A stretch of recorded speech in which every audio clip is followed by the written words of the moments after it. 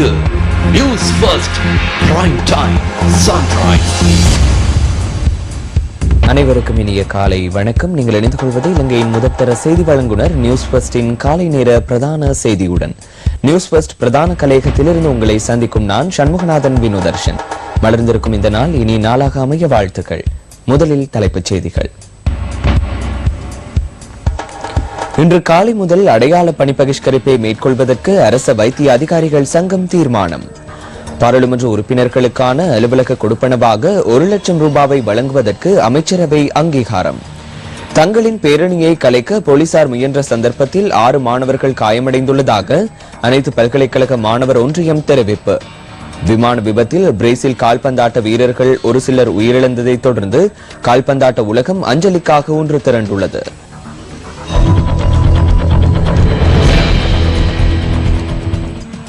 பத்தரமுல பொல்தூவ பாலம் அருகே தங்களின் பேரணியை கலைக்க போலீசார் முயன்ற சந்தர்ப்பத்தில் 6 மாணவர்கள் காயமடைந்துள்ளதாக அனைத்து பல்கலைக்கழக மாணவர் ஒன்றியம் தெரிவித்துள்ளது.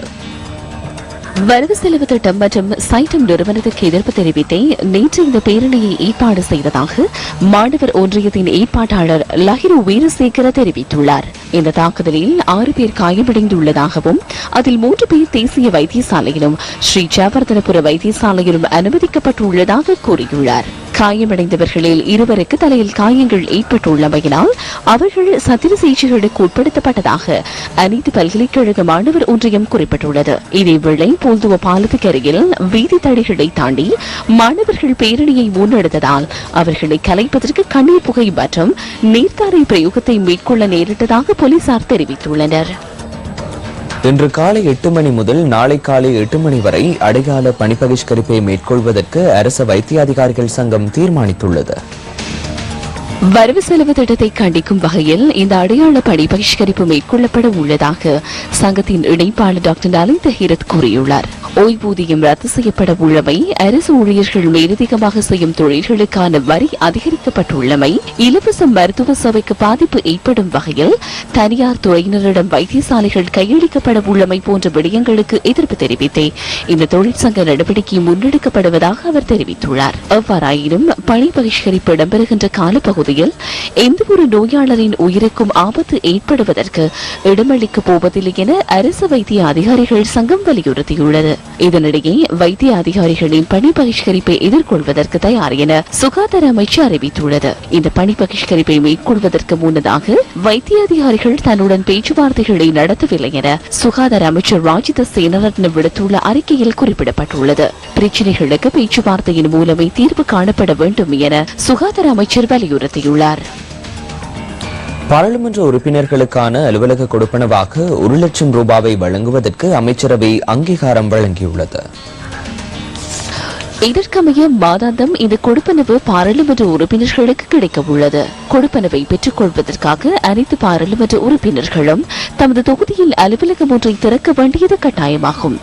225 பாராளுமன்ற உறுப்பினர்களுக்கும் அலுவலகங்களுக்கான கொடுப்பனவு வழங்கப்பட உள்ளதுடன் இந்த பணம் உரிய முறையில் செலவிடப்படுகின்றதா என்பதை மேற்பார்வை செய்யவும் தீர்மானிக்கப்பட்டுள்ளது.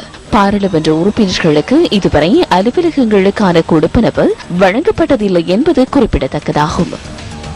கட்பெட்டி பகுதியில் உள்ள தோட்டம் ஒன்றிலிருந்து 25 கிலோகிராம் கஞ்சா மீட்கப்பட்டுள்ளது. புத்தளம் சிரேஷ்ட போலீஸ் அதிகாரியினால் முன்னெடுக்கப்பட்ட விசேட சுற்றி வளைப்பின் போதே கஞ்சா கண்டுபிடிக்கப்பட்டுள்ளது.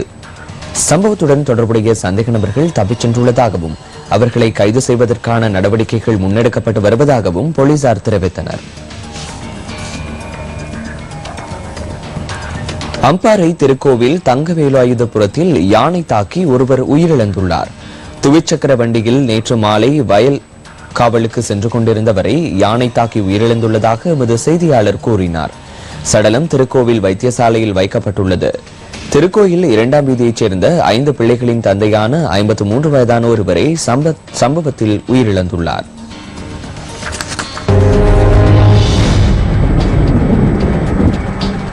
இன்றைய வானிலை தகவல்களுடன் இணைந்து கொள்கின்றார் வானிலை அதிகாரி முகமது சாலிஹின்.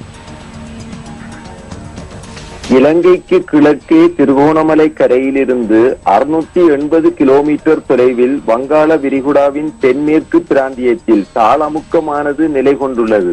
இது மேலும் தீவிரமடைவதுடன் வடமேற்கு திசையினூடாக நகர்ந்து தென்னிந்தியாவை சென்றடையக்கூடும். இதன் தாக்கத்தின் காரணமாக வடக்கு, கிழக்கு மற்றும் வடமத்திய மாகாணங்களில் எதிர்வரும் 2ஆம் தேதி வரையில் அடிக்கடி பலத்த காற்று வீசுவதுடன் பலத்த மழையும் பெய்யக்கூடும். வடக்கு, கிழக்கு மற்றும் வடமத்திய மாகாணங்களில் அடிக்கடி மழை அல்லது இடியுடன் கூடிய மழை பெய்யக்கூடும்.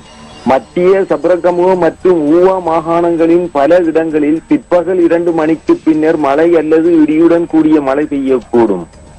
கடற்பிராந்தியங்களை பொறுத்தவரையில் இத்தாளமுக்கத்தின் காரணமாக இலங்கையின் வடக்கு, கிழக்கு மற்றும் தென்கிழக்கு கரையோர பிராந்தியங்களின் ஆழமான ஆழமற்ற கடல் பகுதிகளில் எதிர்வரும் 2ஆம் தேதி வரையில் அடிக்கடி பலத்த காற்றுடன் பலத்த மழையும் பெய்யக்கூடும். காங்கேசன்துறை தொடக்கம் திருகோணமலை, மட்டக்களப்பு ஊடாக பொத்துவில் வரையான கடல் பிராந்தியங்களில் அடிக்கடி மழை அல்லது இடியுடன் கூடிய மழை பெய்யக்கூடும். காற்று மணித்தியாலத்துக்கு 30 முதல் 40 கிலோமீட்டர் வேகத்தில் வடக்கிலிருந்து வடமேற்கு திசையினூடாக வீசக்கூடும். இத்துடன் நியூஸ் ஃபர்ஸ்டின் காலை நேர பிரதான செய்தி நிறைவடைகின்றது. மீண்டும் சந்திக்கலாம் 10:25 மணித்தியால செய்தியில். வணக்கம். Hotline 0114-896-896 www.newsfirst.lk. Feedback at newsfirst.lk.